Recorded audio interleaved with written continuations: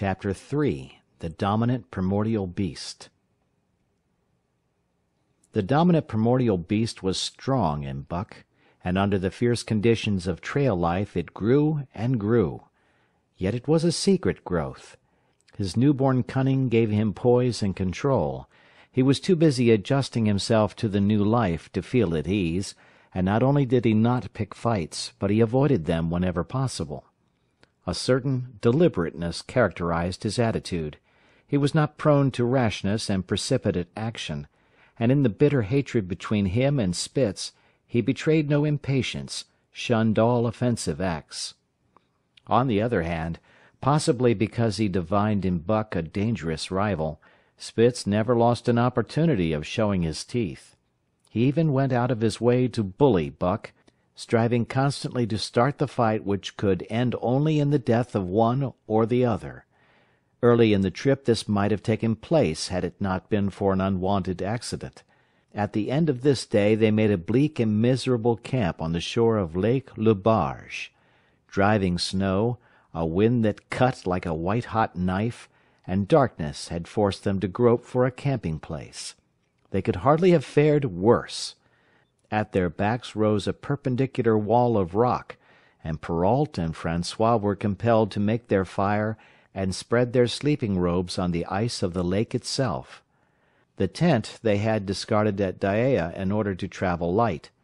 A few sticks of driftwood furnished them with a fire that thawed down through the ice and left them to eat supper in the dark. Close in under the sheltering rock Buck made his nest. So snug and warm was it that he was loath to leave it when Francois distributed the fish which he had first thawed over the fire. But when Buck finished his ration and returned, he found his nest occupied. A warning snarl told him that the trespasser was Spitz. Till now Buck had avoided trouble with his enemy, but this was too much. The beast in him roared. He sprang upon Spitz with a fury which surprised them both, and Spitz particularly, for his whole experience with Buck had gone to teach him that his rival was an unusually timid dog, who managed to hold his own only because of his great weight and size. Francois was surprised, too, when they shot out in a tangle from the disrupted nest, and he divined the cause of the trouble. "Ah!" he cried to Buck. "Give it to him, by gar! Give it to him, the dirty thief!" Spitz was equally willing. He was crying with sheer rage and eagerness as he circled back and forth for a chance to spring in. Buck was no less eager and no less cautious, as he likewise circled back and forth for the advantage. But it was then that the unexpected happened, the thing which projected their struggle for supremacy far into the future, past many a weary mile of trail and toil. An oath from Perrault, the resounding impact of a club upon a bony frame, and a shrill yelp of pain, heralded the breaking forth of pandemonium. The camp was suddenly discovered to be alive with skulking furry forms, starving huskies, 4 or 5 score of them, who had scented the camp from some Indian village. They had crept in while Buck and Spitz were fighting, and when the 2 men sprang among them with stout clubs, they showed their teeth and fought back. They were crazed by the smell of the food. Perrault found one with head buried in the grub box. His club landed heavily on the gaunt ribs, and the grub box was capsized on the ground. On the instant a score of the famished brutes were scrambling for the bread and bacon. The clubs fell upon them unheeded. They yelped and howled under the rain of blows, but struggled none the less madly till the last crumb had been devoured. In the meantime the astonished team dogs had burst out of their nests only to be set upon by the fierce invaders. Never had Buck seen such dogs. It seemed as though their bones would burst through their skins.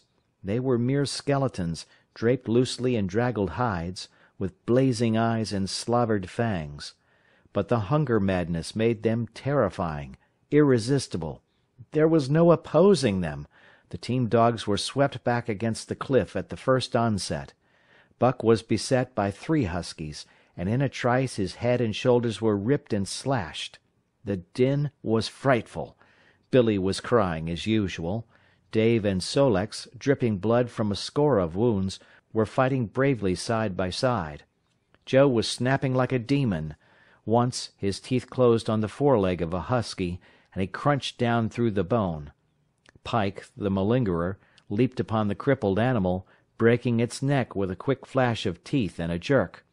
Buck got a frothing adversary by the throat, and was sprayed with blood when his teeth sank through the jugular. The warm taste of it in his mouth goaded him to greater fierceness.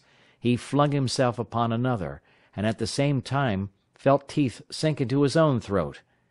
It was Spitz, treacherously attacking from the side. Perrault and Francois, having cleaned out their part of the camp, hurried to save their sled dogs. The wild wave of famished beasts rolled back before them, and Buck shook himself free, but it was only for a moment. The two men were compelled to run back to save the grub, upon which the huskies returned to the attack on the team. Billy, terrified into bravery, sprang through the savage circle and fled away over the ice. Pike and Dub followed on his heels, with the rest of the team behind. As Buck drew himself together to spring after them, out of the tail of his eye he saw Spitz rush upon him with the evident intention of overthrowing him. Once off his feet, and under that mass of huskies, there was no hope for him. But he braced himself to the shock of Spitz's charge, then joined the flight out on the lake. Later, the 9 team dogs gathered together and sought shelter in the forest. Though unpursued, they were in a sorry plight. There was not one who was not wounded in 4 or 5 places, while some were wounded grievously.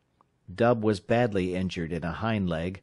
Dolly, the last husky added to the team at Dyea, had a badly torn throat. Joe had lost an eye, while Billy, the good-natured, with an ear chewed and rent to ribbons, cried and whimpered throughout the night. At daybreak they limped wearily back to camp, to find the marauders gone and the 2 men in bad tempers. Fully half their grub supply was gone. The huskies had chewed through the sled lashings and canvas coverings. In fact, nothing, no matter how remotely eatable, had escaped them. They had eaten a pair of Perrault's moose-hide moccasins, chunks out of the leather traces, and even 2 feet of lash from the end of Francois's whip. He broke from a mournful contemplation of it to look over his wounded dogs. "Ah, my friends," he said softly, "maybe it make you mad dog, those many bites. Maybe all mad dog, sacre dame. What you think, eh, Perrault?" The courier shook his head dubiously. With 400 miles of trail still between him and Dawson, he could ill afford to have madness break out among his dogs. 2 hours of cursing and exertion got the harnesses into shape, and the wound-stiffened team was under way, struggling painfully over the hardest part of the trail they had yet encountered, and for that matter, the hardest between them and Dawson. The 30-mile river was wide open. Its wild water defied the frost, and it was in the eddies only and in the quiet places that the ice held at all. 6 days of exhausting toil were required to cover those 30 terrible miles. And terrible they were, for every foot of them was accomplished at the risk of life to dog and man. A dozen times Perrault, nosing the way, broke through the ice bridges, being saved by the long pole he carried, which he so held that it fell each time across the hole made by his body. But a cold snap was on, the thermometer registering 50 below zero, and each time he broke through he was compelled for very life to build a fire and dry his garments. Nothing daunted him. It was because nothing daunted him that he had been chosen for government courier. He took all manner of risks, resolutely thrusting his little weazened face into the frost and struggling on from dim dawn to dark. He skirted the frowning shores on rim ice that bent and crackled underfoot, and upon which they dared not halt. Once the sled broke through, with Dave and Buck, and they were half frozen and all but drowned by the time they were dragged out. The usual fire was necessary to save them. They were coated solidly with ice, and the 2 men kept them on the run round the fire, sweating and thawing, so close that they were singed by the flames. At another time Spitz went through, dragging the whole team after him up to Buck, who strained backward with all his strength, his forepaws on the slippery edge, and the ice quivering and snapping all around. But behind him was Dave, likewise straining backward, and behind the sled was Francois, pulling till his tendons cracked. Again the rim ice broke away before and behind, and there was no escape except up the cliff. Perrault scaled it by a miracle, while Francois prayed for just that miracle, and with every thong and sled lashing, and the last bit of harness rove into a long rope, the dogs were hoisted, one by one, to the cliff crest. Francois came up last, after the sled and load. Then came the search for a place to descend, which descent was ultimately made by the aid of the rope, and night found them back on the river with a quarter of a mile to the day's credit. By the time they made the Hootalingua and good ice, Buck was played out. The rest of the dogs were in like condition, but Perrault, to make up lost time, pushed them late and early. The first day they covered 35 miles to the Big Salmon. The next day 35 more to the Little Salmon. The third day 40 miles, which brought them well up toward the Five Fingers. Buck's feet were not so compact and hard as the feet of the huskies. His had softened during the many generations since the day his last wild ancestor was tamed by a cave-dweller or river-man. All day long he limped in agony, and camp once made, lay down like a dead dog. Hungry as he was, he would not move to receive his ration of fish, which Francois had to bring to him. Also the dog-driver rubbed Buck's feet for half an hour each night after supper, and sacrificed the tops of his own moccasins to make 4 moccasins for Buck. This was a great relief, and Buck caused even the weazened face of Perrault to twist itself into a grin one morning, when Francois forgot the moccasins, and Buck lay on his back, his 4 feet waving appealingly in the air, and refused to budge without them. Later his feet grew hard to the trail, and the worn-out footgear was thrown away. At the Pelly one morning, as they were harnessing up, Dolly, who had never been conspicuous for anything, went suddenly mad. She announced her condition by a long, heart-breaking wolf howl that sent every dog bristling with fear, then sprang straight for Buck. He had never seen a dog go mad, nor did he have any reason to fear madness, yet he knew that here was horror, and fled away from it in a panic. Straight away he raced, with Dolly, panting and frothing, 1 leap behind, nor could she gain on him, so great was his terror, nor could he leave her, so great was her madness. He plunged through the wooded breast of the island, flew down to the lower end, crossed a back channel filled with rough ice to another island, gained a third island, curved back to the main river, and in desperation started to cross it.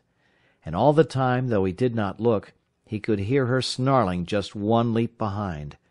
Francois called to him a quarter of a mile away, and he doubled back, still 1 leap ahead, gasping painfully for air, and putting all his faith in that Francois would save him. The dog-driver held the axe poised in his hand, and as Buck shot past him, the axe crashed down upon Mad Dolly's head. Buck staggered over against the sled, exhausted, sobbing for breath, helpless. This was Spitz's opportunity. He sprang upon Buck, and twice his teeth sank into his unresisting foe and ripped and tore the flesh to the bone.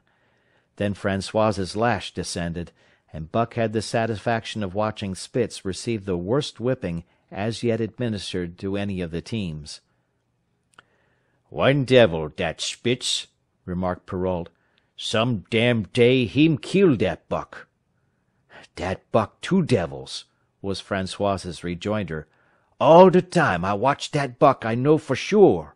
Listen, some damn fine day him get mad like hell, and den him chew dat Spitz all up, and spit him out on the snow. Sure, I know." From then on it was war between them. Spitz, as lead dog and acknowledged master of the team, felt his supremacy threatened by this strange Southland dog. And strange Buck was to him, for of the many Southland dogs he had known, not one had shown up worthily in camp and on trail. They were all too soft, dying under the toil, the frost, and starvation. Buck was the exception. He alone endured and prospered, matching the husky in strength, savagery, and cunning. Then he was a masterful dog, and what made him dangerous was the fact that the club of the man in the red sweater had knocked all blind pluck and rashness out of his desire for mastery. He was pre-eminently cunning, and could bide his time with a patience that was nothing less than primitive. It was inevitable that the clash for leadership should come. Buck wanted it. He wanted it because it was his nature, because he had been gripped tight by that nameless, incomprehensible pride of the trail and trace, that pride which holds dogs in the toil to the last gasp, which lures them to die joyfully in the harness, and breaks their hearts if they are cut out of the harness.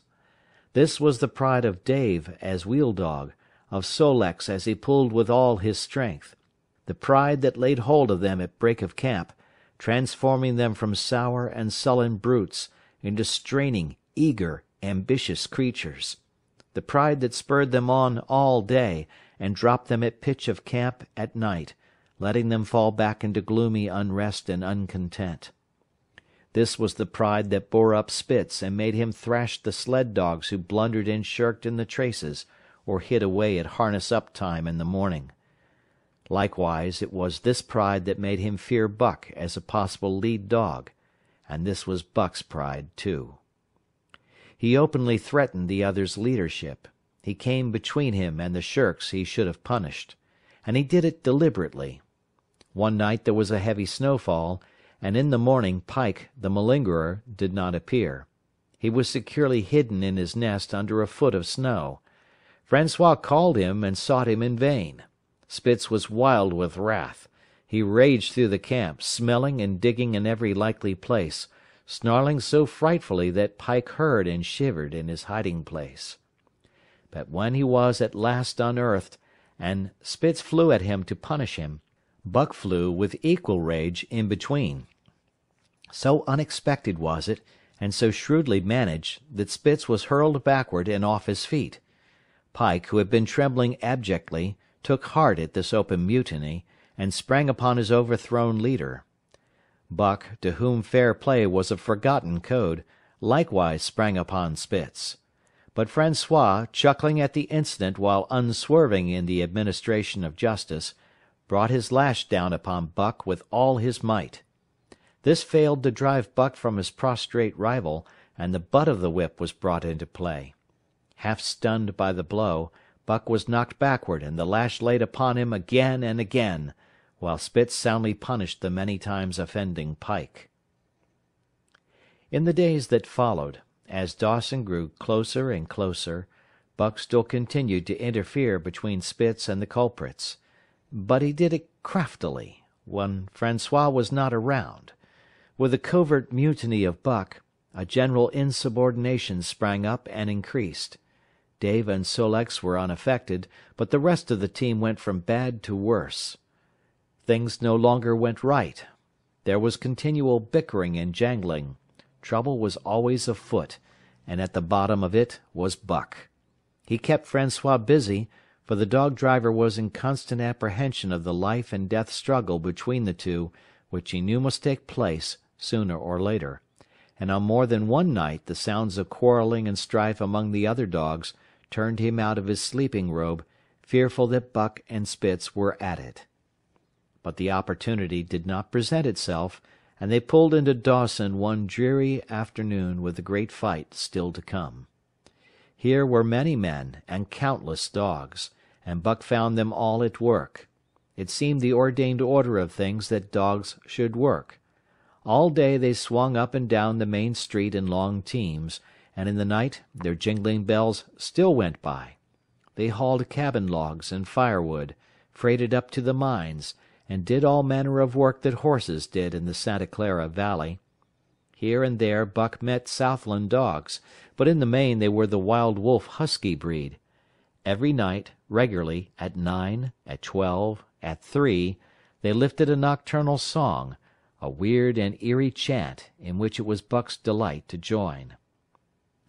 with the aurora borealis flaming coldly overhead, or the stars leaping in the frost dance, and the land numb and frozen under its pall of snow, this song of the huskies might have been the defiance of life, only it was pitched in minor key, with long-drawn wailings and half-sobs, and was more the pleading of life, the articulate travail of existence.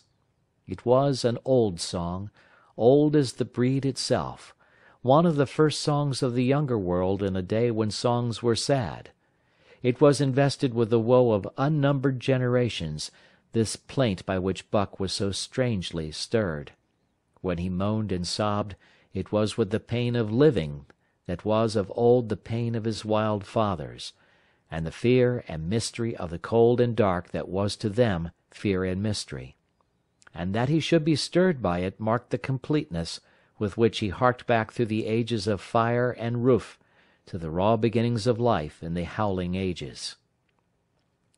7 days from the time they pulled into Dawson, they dropped down the steep bank by the barracks to the Yukon Trail, and pulled for Dyea and salt water. Perrault was carrying dispatches, if anything, more urgent than those he had brought in. Also, the travel pride had gripped him, and he purposed to make the record trip of the year. Several things favored him in this. The week's rest had recuperated the dogs and put them in thorough trim. The trail they had broken into the country was packed hard by later journeyers, and further, the police had arranged in 2 or 3 places deposits of grub for dog and man, and he was travelling light. They made 60 Mile, which is a 50-mile run, on the first day, and the second day saw them booming up the Yukon well on their way to Pelly. But such splendid running was achieved not without great trouble and vexation on the part of François. The insidious revolt led by Buck had destroyed the solidarity of the team. It no longer was as one dog leaping in the traces. The encouragement Buck gave the rebels led them into all kinds of petty misdemeanors. No more was Spitz a leader greatly to be feared. The old awe departed, and they grew equal to challenging his authority. Pike robbed him of half a fish one night, and gulped it down under the protection of Buck. Another night Dub and Joe fought Spitz and made him forego the punishment they deserved. And even Billy, the good-natured, was less good-natured, and whined not half so placatingly as in former days. Buck never came near Spitz without snarling and bristling menacingly. In fact, his conduct approached that of a bully, and he was given to swaggering up and down before Spitz's very nose. The breaking down of discipline likewise affected the dogs in their relations with one another. They quarrelled and bickered more than ever among themselves, till at times the camp was a howling bedlam. Dave and Sol-leks alone were unaltered, though they were made irritable by the unending squabbling. François swore strange, barbarous oaths, and stamped the snow in futile rage, and tore his hair. His lash was always singing among the dogs, but it was of small avail. Directly his back was turned they were at it again. He backed up Spitz with his whip, while Buck backed up the remainder of the team. François knew he was behind all the trouble, and Buck knew he knew, but Buck was too clever ever again to be caught red-handed. He worked faithfully in the harness, for the toil had become a delight to him, yet it was a greater delight slyly to precipitate a fight amongst his mates and tangle the traces. At the mouth of the Tahkeena, one night after supper, Dub turned up a snowshoe rabbit, blundered it, and missed. In a second the whole team was in full cry. 100 yards away was a camp of the Northwest Police, with 50 dogs, huskies all, who joined the chase. The rabbit sped down the river, turned off into a small creek, up the frozen bed of which it held steadily. It ran lightly on the surface of the snow, while the dogs ploughed through by main strength. Buck led the pack, 60 strong, around bend after bend, but he could not gain. He lay down low to the race, whining eagerly, his splendid body flashing forward leap by leap in the wan white moonlight, and leap by leap, like some pale frost wraith, the snowshoe rabbit flashed on ahead.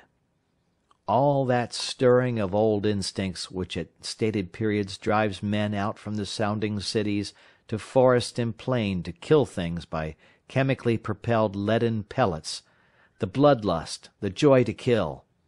All this was Buck's, only it was infinitely more intimate. He was ranging at the head of the pack, running the wild thing down, the living meat, to kill with his own teeth and wash his muzzle to the eyes in warm blood. There is an ecstasy that marks the summit of life, and beyond which life cannot rise. And such is the paradox of living. This ecstasy comes when one is most alive, and it comes as a complete forgetfulness that one is alive. This ecstasy, this forgetfulness of living, comes to the artist, caught up and out of himself in a sheet of flame. It comes to the soldier, war-mad on a stricken field and refusing quarter. And it came to Buck, leading the pack, sounding the old wolf-cry, straining after the food that was alive and that fled swiftly before him through the moonlight. He was sounding the deeps of his nature, and of the parts of his nature that were deeper than he, going back into the womb of time. He was mastered by the sheer surging of life, the tidal wave of being, the perfect joy of each separate muscle, joint, and sinew, in that it was everything that was not death, that it was aglow and rampant, expressing itself in movement, flying exultantly under the stars and over the face of dead matter that did not move. But Spitz, cold and calculating even in his supreme moods, left the pack and cut across a narrow neck of land where the creek made a long bend around. Buck did not know of this, and as he rounded the bend, the frost wraith of a rabbit still flitting before him, he saw another and larger frost wraith leap from the overhanging bank into the immediate path of the rabbit. It was Spitz. The rabbit could not turn, and as the white teeth broke its back in mid-air, it shrieked as loudly as a stricken man may shriek. At sound of this, the cry of life plunging down from life's apex in the grip of death, the fall pack at Buck's heels raised a hell's chorus of delight. Buck did not cry out.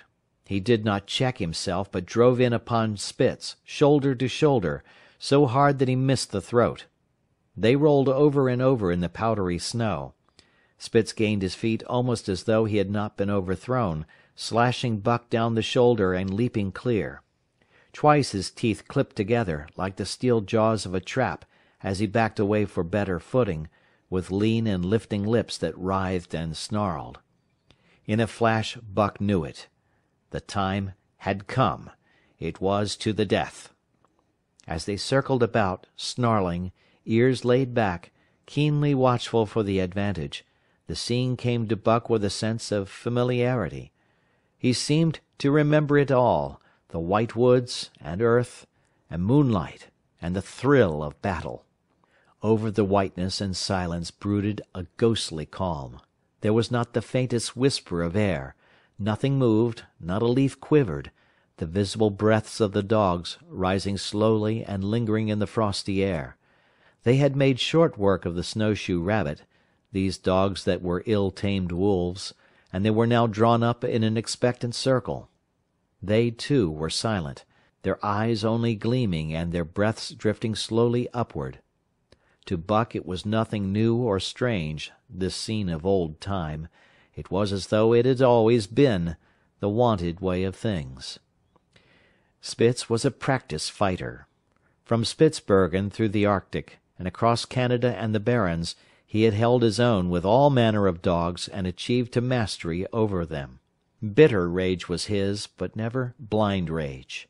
In passion to rend and destroy, he never forgot that his enemy was in like passion to rend and destroy.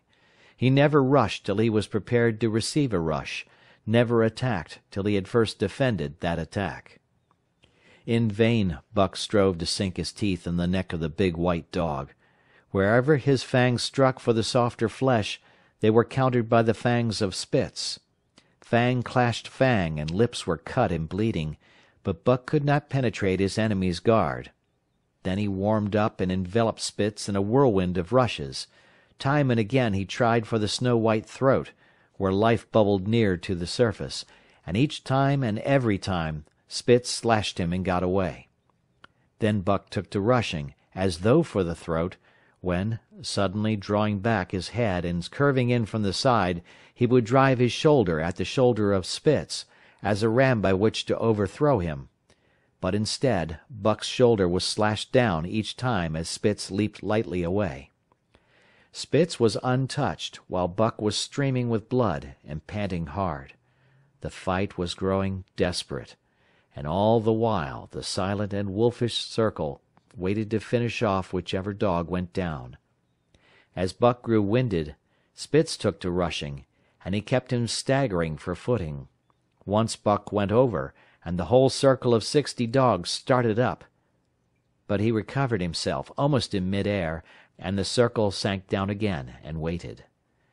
But Buck possessed a quality that made for greatness: imagination. He fought by instinct, but he could fight by head as well. He rushed, as though attempting the old shoulder trick, but at the last instant swept low to the snow and in.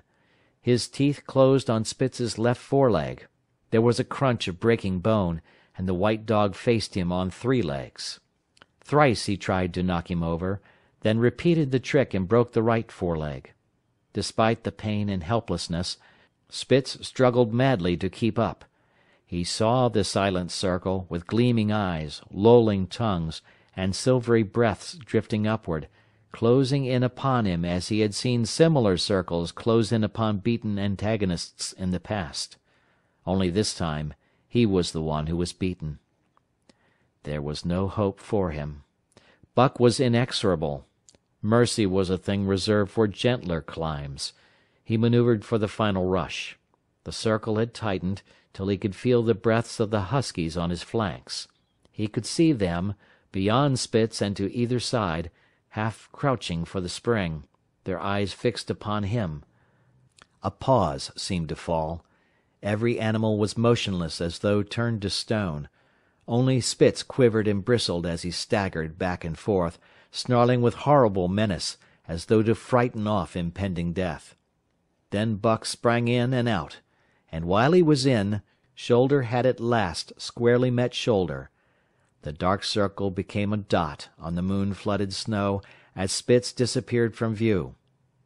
Buck stood and looked on, the successful champion, the dominant primordial beast who had made his kill, and found it good.